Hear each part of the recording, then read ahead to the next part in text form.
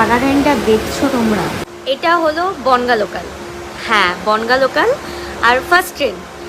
But এটা first ট্রেনের আসল চেহারা না।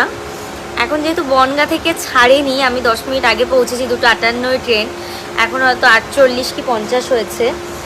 আমি ঠিক আধা ঘন্টা না, 15 থেকে 20 মিনিট পর তোমাদের এই সেম ট্রেনে, সেম কম্পার্টমেন্টে, সেম জায়গাকার ভিডিওটা তোমাদের সাথে শেয়ার করব।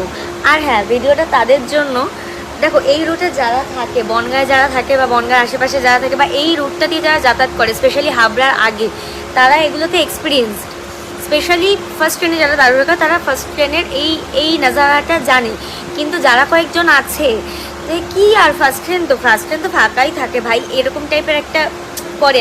আমার সাথে পার্সোনালি অনেক মানুষ এরকমভাবে বলে, কি হচ্ছে ভাই ফার্স্ট ট্রেন তো মোটেই না, ফার্স্ট ট্রেনে আর কি বিচ্ছার তো নেই, এরকম একটা টোন মারে।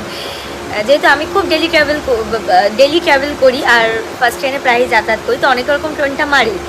তো এই ভিডিওটা তাদের জন্য। এই যে ডুবে গেছে ঢাকুন বাবু, এবার হবে খেলা।